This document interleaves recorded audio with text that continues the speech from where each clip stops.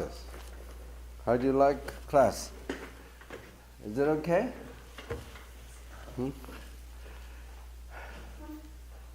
How come the other three guys coming to the class always late?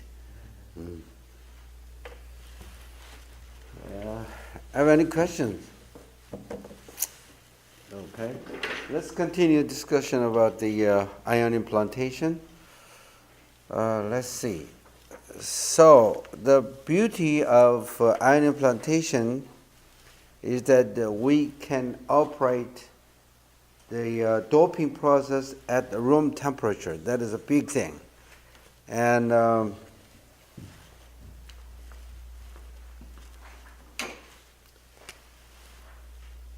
we have stopping powers, and nuclear stopping power, and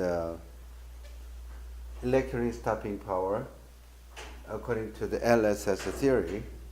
And then nuclear stopping power is independent of the energy, incident ions energies, acceleration energies.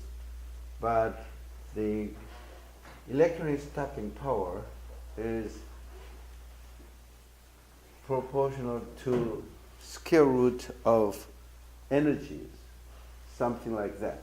So when these two stopping powers are equal, we call that the critical energy. And nuclear stopping power at this region, nuclear stopping power is dominated, so that defects, a lot of defects can be created, while the electron stopping power dominates the region here, we have less defects. Okay, that was the main thing that we have discussed last time. Now, the critical energy for boron is about 10 kiloelectron volts, but the critical energy for phosphorus is about 200 kiloelectron volts and something.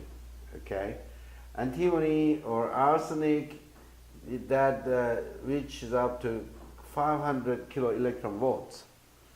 So if we operate, wait a minute, let me check the critical energy for the boron. It has been shown somewhere in the text. Okay, in the page 206, the boron, the critical energy is 10 kiloelectron volts, right? So now typical operating energies is about 150 kiloelectron volts or 200 kiloelectron volts mostly. Well, for boron, that is the N-type, and for boron P-type, we usually operate at say 30 kiloelectron volts or something. Okay? So this means that when we use the dopant atoms, N-type dopant atoms, phosphorus and arsenic and antimony, then at the beginning, from the start, it is below the critical energies, so that a nuclear stopping power is dominate, so that a lot of defects is going to happen from the beginning, right, at the surface for N-type. However, for the boron case, it accelerated the 30 kiloelectron first, for instance, then electron stopping power is going to dominate at the 30 kiloelectron volts. So a little damage happens at the beginning, at the surface, but when these atoms energy lose its energies to 10 kiloelectron volts, somewhere in the middle of the depth, then now the nuclear stopping power is going to dominate, so that we have a lot of defects at the final ends, something like this, and finally stop to here. Okay? So this n-type, we have damages uniformly from the surface to the depth, while in a boron case, we have a little damage at the surface, but at the final ends, we have a lot of defects, something like this. Now, in terms of the healing or recover the crystal damage, let's think which one, let me ask you a question, which one is easier to recover the crystal structure? Okay, for N is a single crystal, right? We begin with a single crystal of the silicon wafer, depth is 600 microns something, right? And when we try to anneal, put the heat to anneal this, to recover the crystal structure of this, now this one is much easier than this, because it's a single crystal and then it recovers from the back side, and from the front it is going to recover from the front. So it's just like when you make a tunnel, you try to dig at both ends at the same time, then you have to meet in the middle of the tunnel, right?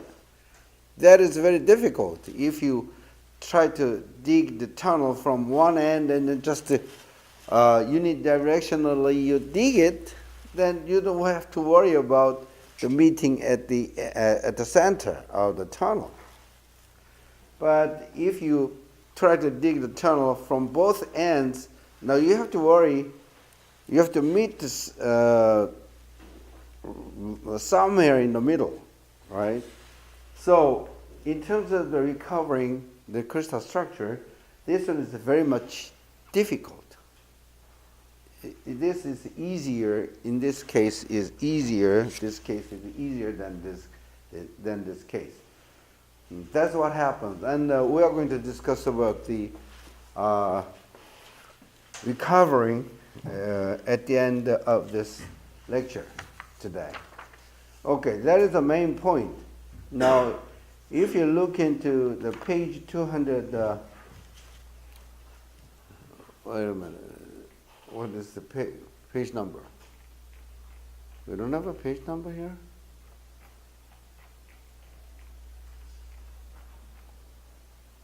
Oh. Let's see.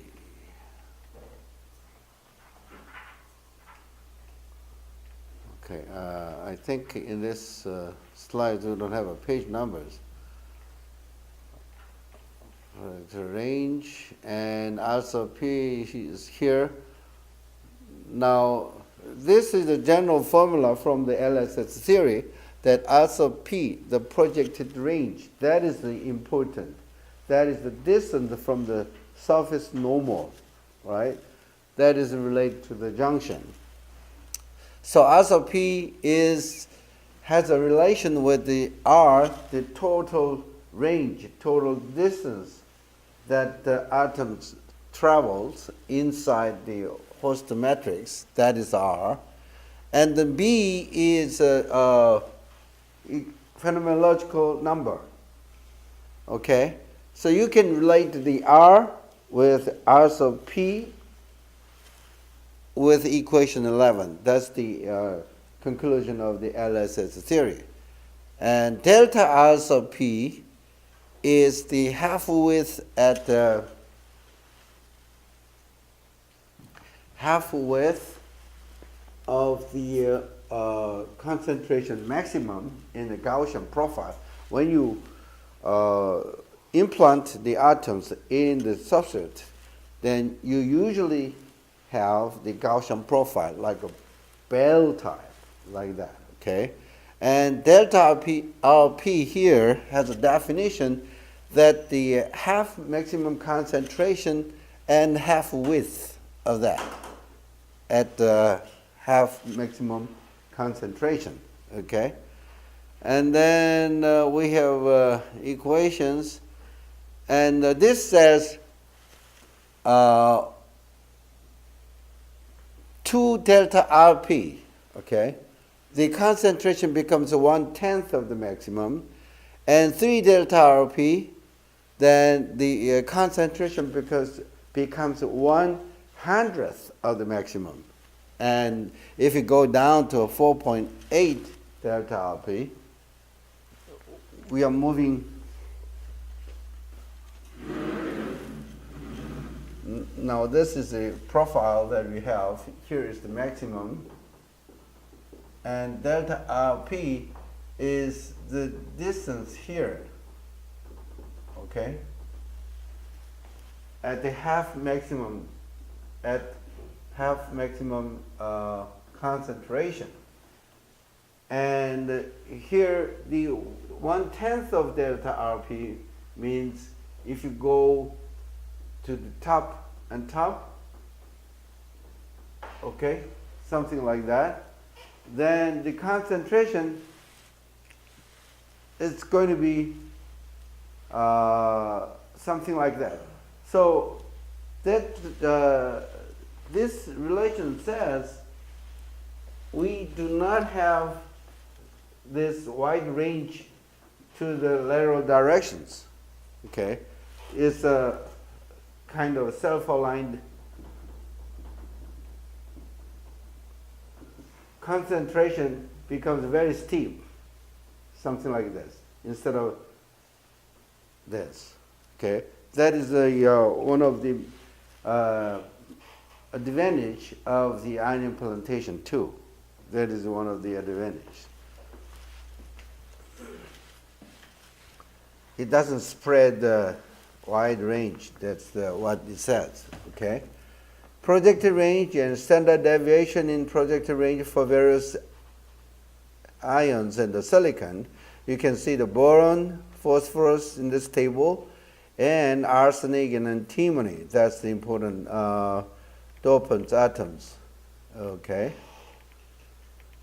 Let me see here. This is the self-aligned nature of the ion implantation. What it says is that when you have the implantation, then of course it has a directions because the atoms are accelerated in one directions. So it is different from the diffusion process. In diffusion process, is as a lateral diffusion is almost the same to the vertical diffusion, which has 0.8 or 0.7, something like that, okay? But in ion implantation, as you can see in this figure, you're going to have a very directional movement of atoms so that you do not have R sub T transverse range compared to the R sub P, almost a trivial R sub T. Masking properties is the same to the diffusion thing. You know, the way to read this is that this is the energy of the implant dopant, like arsenic, phosphorus, boron are shown here. And if you use the nitride, very hard insulator, okay? If you use the nitride as a mask, then if you accelerate the arsenic at 100 kiloelectron volts for the masking, the nitride the thickness has to be this much. Okay, that's how you read these figures. Now, the silicon oxide case is softer than the silicon nitride, so that you need more thicker film to mask the same energy of the dopant, implantation energies. Okay?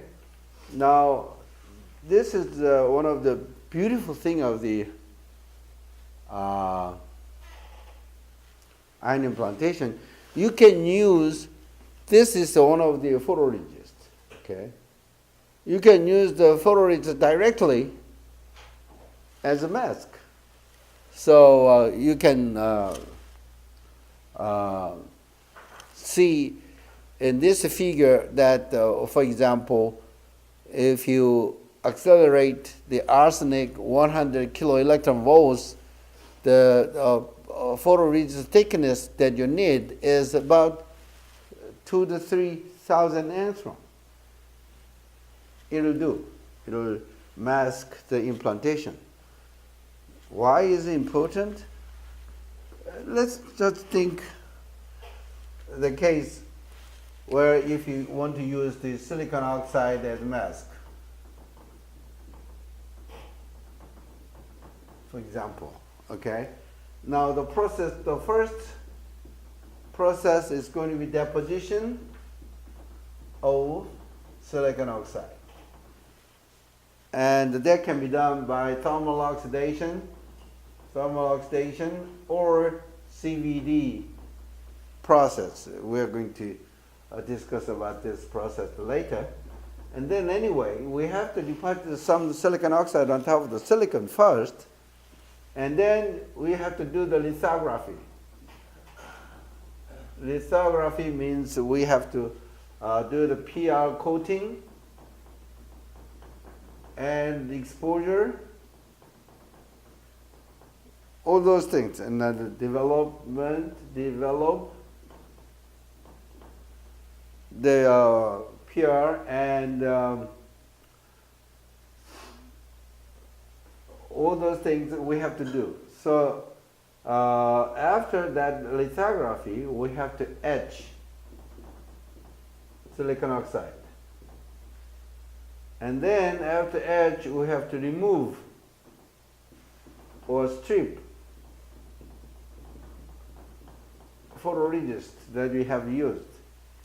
And then we have to do the diffusion process.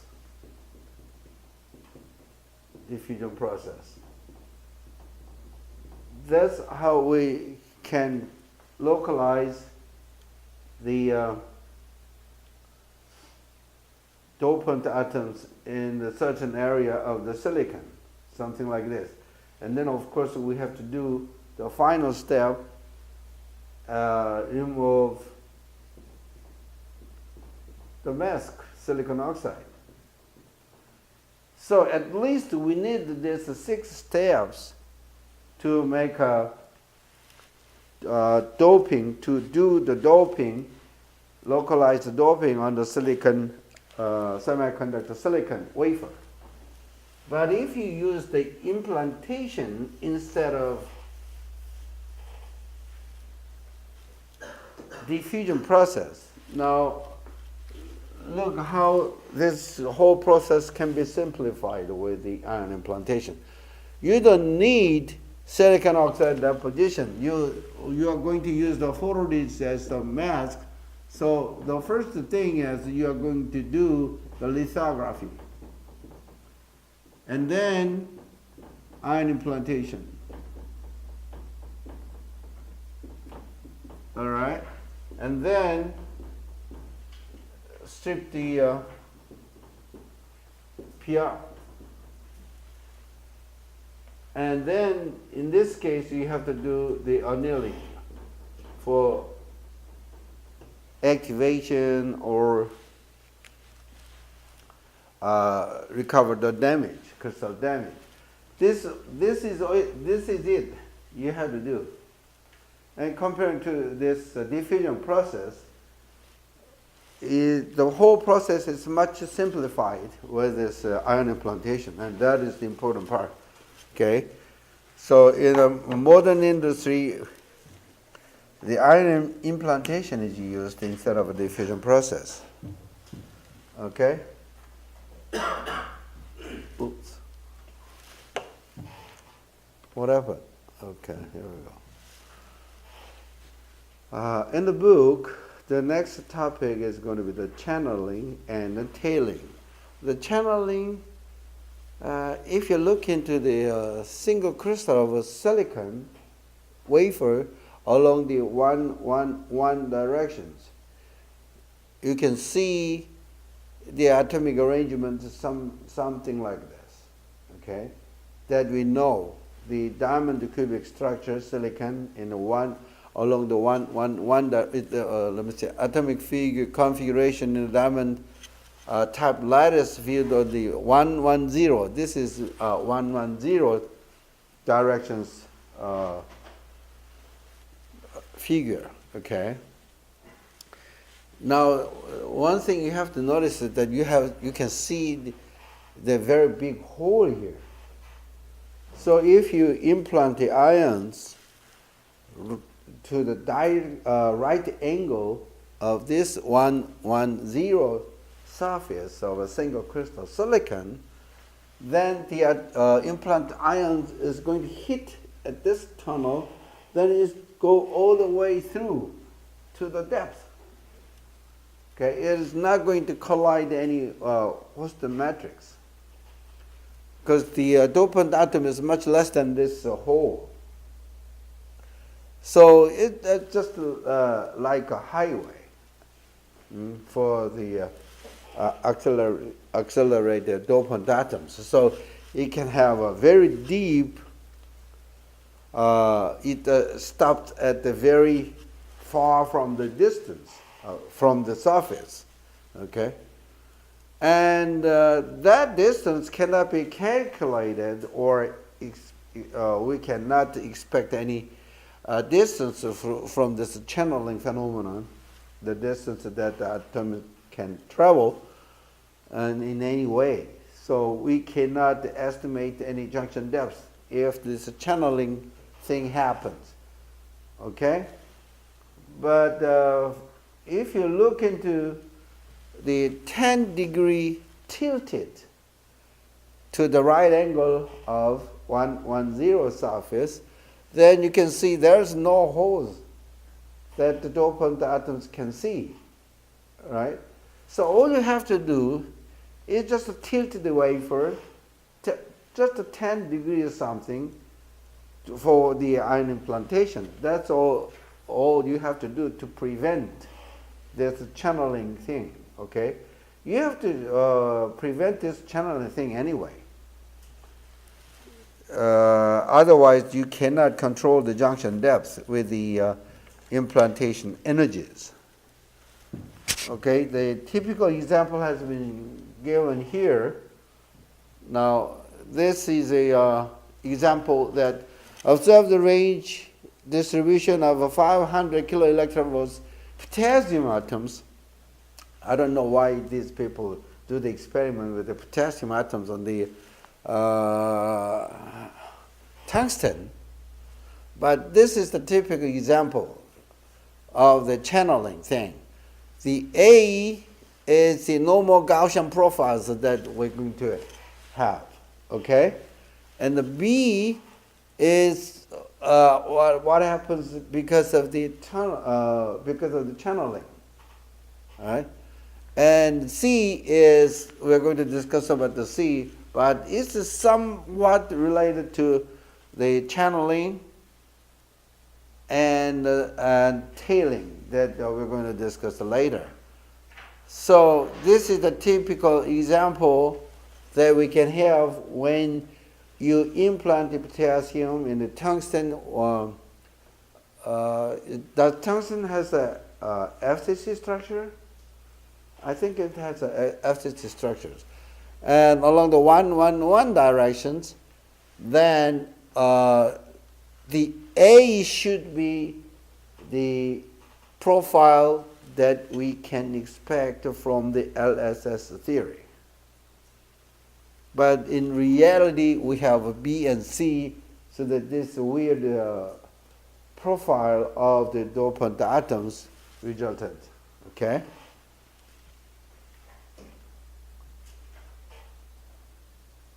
Now, if you tilt that, this is a concentration profiles of the potassium, or phosphorus, implanted in silicon, okay? And along the 110 surface, without any tilting, that we have almost the same figure that we had in a former figure, right? But if you tilt it just 2 degrees, then you can decrease suppress or decrease the amount of channeling phenomenon. And if you tilt 3 degrees, and if you tilt 8 degrees, then almost no channeling thing happens. Here we do see the tailing, which is a deviation from the Gaussian profile at the end of the junctions. You can see a little bit deviation of the concentration profile, more spreaded, right? Here, that is going to be called the tailing, but as far as the channeling is concerned, just tilting 8 degrees will prevent the channeling thing here. Okay? So all you have to do is just tilt the wafer. Now, in a practical sense, the tilting the wafer is not easy. Okay? In the ion implantation,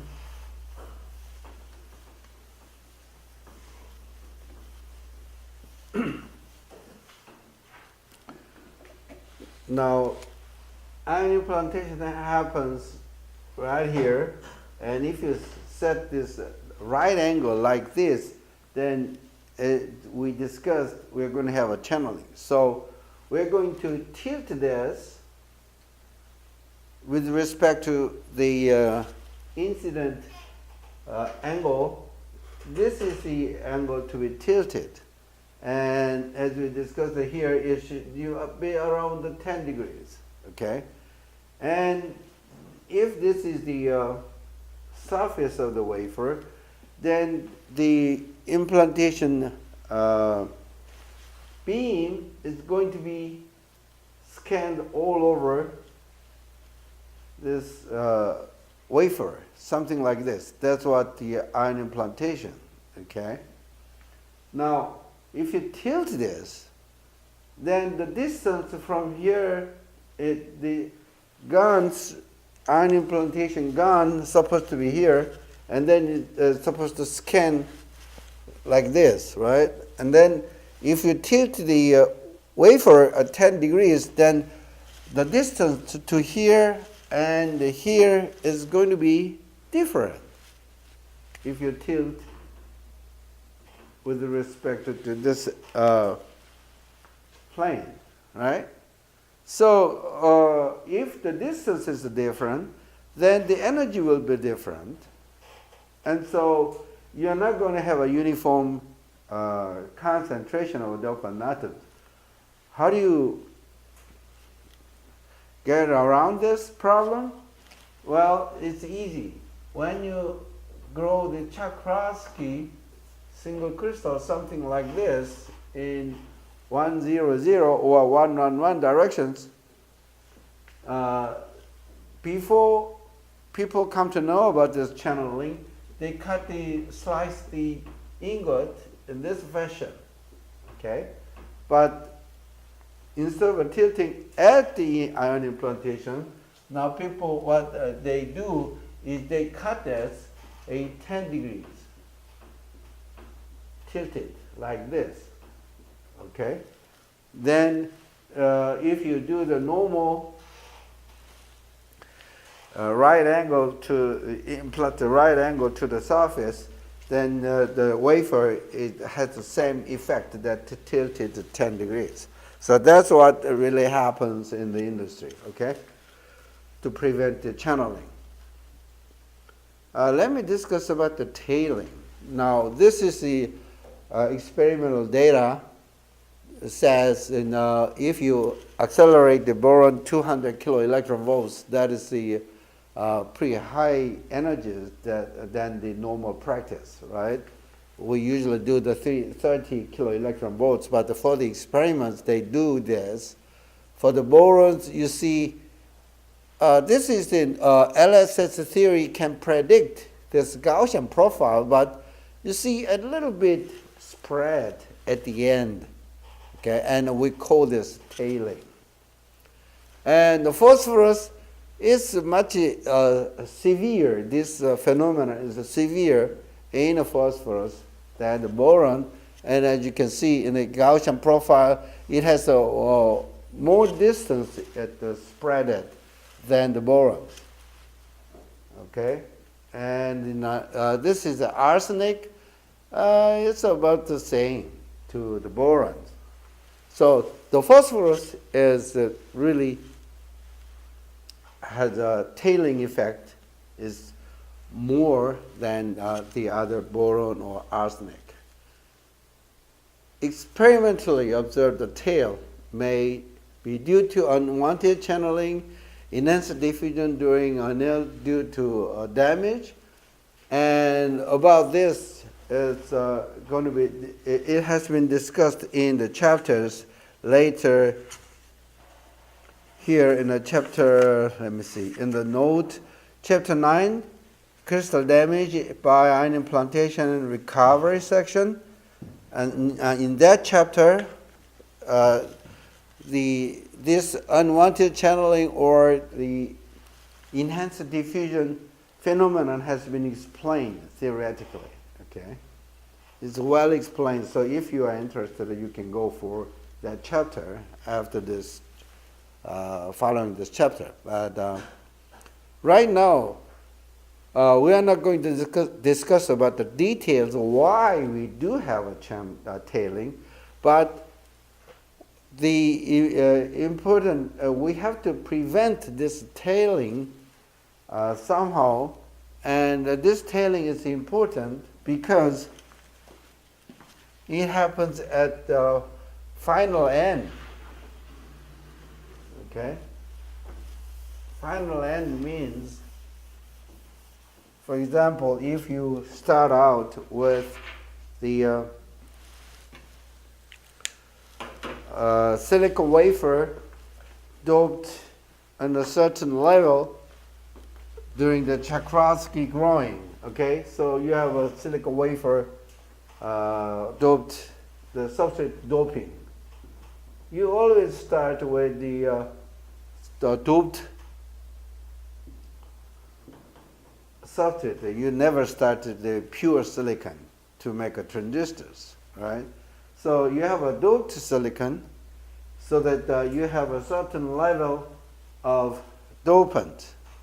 And you are going to implant the opposite type of this base doping so that you're going to have a Gaussian profile like this. And this is the distance we call R sub P, right? And this is the profile that we can expect from the LSS theory. Now, the tailing says it has almost the same profile like that, but at the end it is spread. Something like this. This is the tailing. Okay? This is the tailing. Then why this tailing is important? Because without the tailing, with the LSS theory, we expect to have a junction depth from here to here, something like this. Okay? But with the tailing, the junction is going to deepen, like delta X here. So this is not a trivial thing at all. Even though it happens at the end of the process, so that the dopant concentration is not that big, but even though it is small, it determines the junction depth. So we do not want this delta X, okay? But unfortunately, there's no way to minimize or to control this tailing phenomenon. We have to live with that, okay? Well, in chapter 9 of this book, it discusses about the reason why we have to have the tailing, okay? But it does not really shows the way how to prevent it. There is some suggestions, but essentially we cannot eliminate the tailing thing. We may reduce the tailing phenomenon, but we cannot eliminate that tailing thing. What time is it? 11:40. Okay. You let me know when it's up. All right. Let's discuss about the damages. Well, as we discussed, this is the typical illustrations. What's going to happen after the ion implantation? Basically, ion implantation is a physical collision, different from the diffusion process. Diffusion process is not a physical collision whatsoever. It is literally diffusion. Okay, so it does not create the crystal damage with the diffusion, but in ion implantation, it is nothing to do with the diffusion. It's just a physical collision of the dopant atoms with the host matrix, which is the silicon atoms. So we can expect we are going to have lots of damages by the ion implantation. That's not difficult to imagine, right? Now, in this book, we really calculate how many atoms will be displaced with the implantation of the dopant atoms with a certain energies. And the first look, you may say, oh, how can you calculate that? It may be difficult. But in this example, it shows how simple it is to calculate the real number of damages, okay, the damages with the ion implantation. So if you just look into this example carefully, the example says 100 kiloelectron volts antimony ions. We try to implant, okay, on the silicon, and then with this energy of antimony, let's discuss how much silicon atoms is going to be displaced from its original site by this atomic collisions. That's what we're going to calculate, okay? And let me see.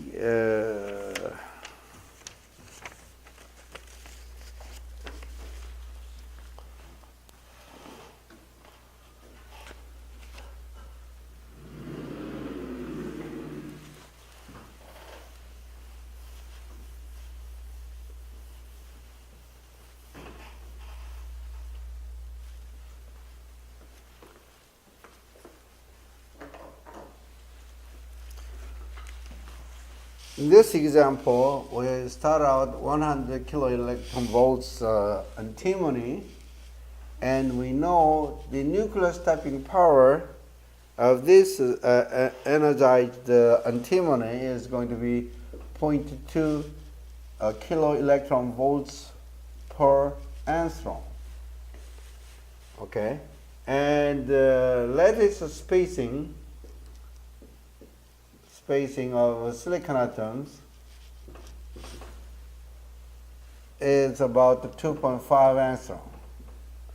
Okay, so 2.5 times the 200 electron volts is going to be 500 electron volts per plane. That is the stopping power. Okay, and with this energies 500 electron volts, the R sub T is going to be around 225 angstrom. That is from the table.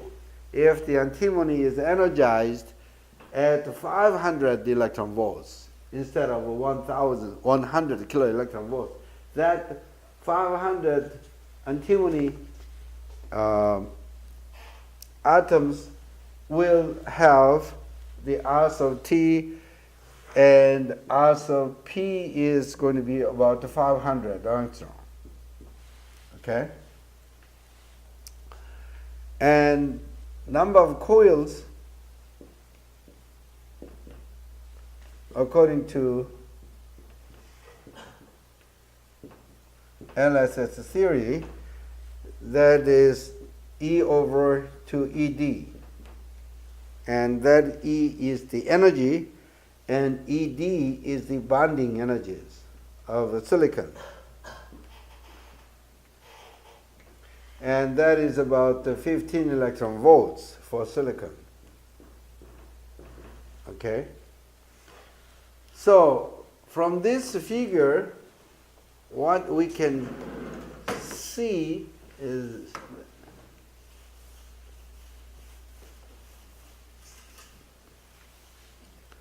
that antimony is going to be accelerated by 10 kilo electron volts, and then you're going to create also T 2.25 angstrom. That is also T, and then the also P, that is 500 angstrom. So whole this area is going to be damaged. Okay? And then we want to know how many silicon atoms in this damaged area is going to be. And that is not that difficult. And in this book, one silicon atom, number of recoils, according to the LSS theory, that the equation that has been given, which is E to the E sub D, and that is 500 kilo electron volts divided by 15 electron volts, so that it's about 16 additional recoils happen. Additional recoils. So totally 17 atoms will be displaced.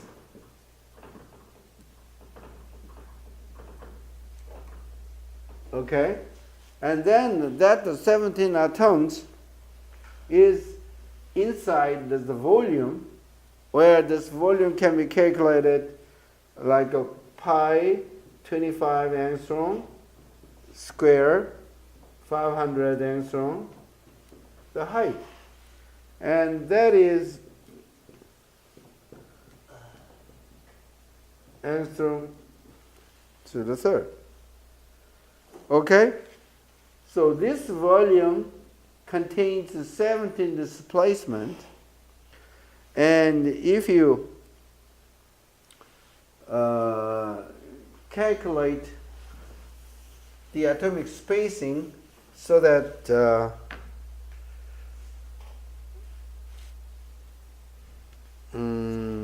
also P now is 500 angstrom for the 100 kilo electron volt antimony, and the lattice spacing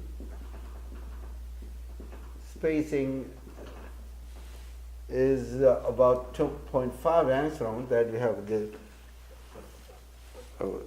we start out, we know this number, and then so 500 angstrom divided by 2.5, and then we know we're going to have 200 planes will be damaged.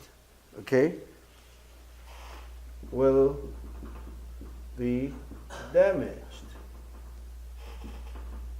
In other words, you're going to have also P here 500 angstrom, and the planes here, the spacing is 2.5 angstrom, or 25 angstrom,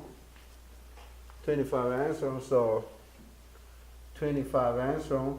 So the number of planes here is about the 200 planes. Okay? And each plane has 17 recoils. Okay? Each plane has 17 recoils, so that you multiply that is in total 3,400 atoms recoils. In the volume that we have seen to 50 angstrom square, the cube. Then if you calculate it in terms of the centimeter cube, then this is about 3.4 times 10 to the 21. Okay, so the number of recoils or displacement of silicon in terms of the volume centimeter cube, then the number reaches 3.4 times 10 to the 21. And you know, in a single crystal, we are going to have 10 to the 22 silicon atoms per cube. So if you compare this, almost more than 15% of silicon atoms is going to be displaced, okay, by the bombardment of the dopant atoms. And this is essentially the amorphous. That is our amorphous. We cannot say it's a crystal anymore, because 10%, more than 10% of atoms is going to be regularly spaced, regularly placed. Okay, so this calculation says by the ion implantation, essentially we are going to have an amorphous material, amorphized material, single crystal silicon. So we do need the recovery process. Now, in this creation of amorphous material, energy deposition, that is, this much energy is needed for the amorphized material. That this is what it says: 10 to the 21st kiloelectronvolts per cube. That energy is needed to amorphize the crystal. So, for example, if you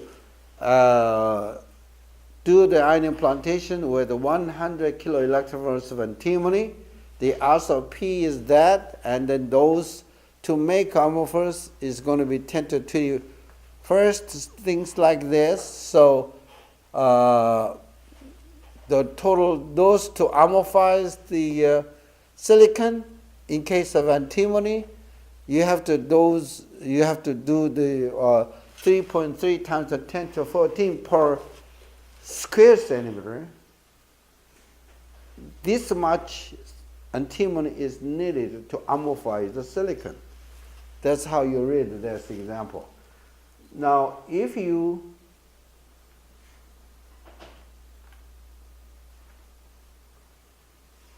use the boron, where is the boron?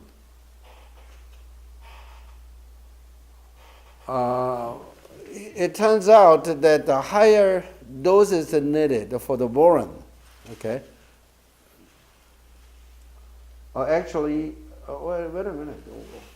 The antimony is going to be 5 times the 10 to the 13th, and boron case is calculated 3.3 times 10 to 14th. So, comparing to the antimony, if you implant the light atoms like a boron, I'm sorry, I'm confused. Light atoms like a boron, you need more dose, more amount of dopants, borons, to amorphize the silicon. That's what the calculation, okay? And it says you need even more than this amount to amorphize the silicon with a boron, because as you have discussed, the critical energies, the first, it stops by the electronically stopping power, so that it does not create a lot of damages. So in case of boron, the damage is not uniformly distributed because the critical energy is just 10 kilo electron volts, so that first the electronic stopping power dominates, so that we are not going to have much damages to begin with, but at the final stop it's going to create a lot of damages, so we do not have a uniformly distributed damages in case of boron. So even though it calculates the 3.3 times 10 to the 14th to amplify the single crystal with a boron, actually we need more than that, just because of that. But in case of antimony, the critical energy is well over 10 kilo electron volts. It just starts with the crystal damages to begin with. So if it is calculated with 5 times 10 to the 13 like that, then the damage is relatively uniformly distributed along the depth. So we do not have to, we do not need more than that much in case of the antimony. All right? The open profile, just it's mentioned over that. And next week, let's discuss about the crystal structure recovery after the damage a little bit, and then we finish the crystal ion implantation, and we are going to move to the let's see, chemical vapor deposition, which is chapter 11, new text, page 253. All right? Okay, I'll see you next week then.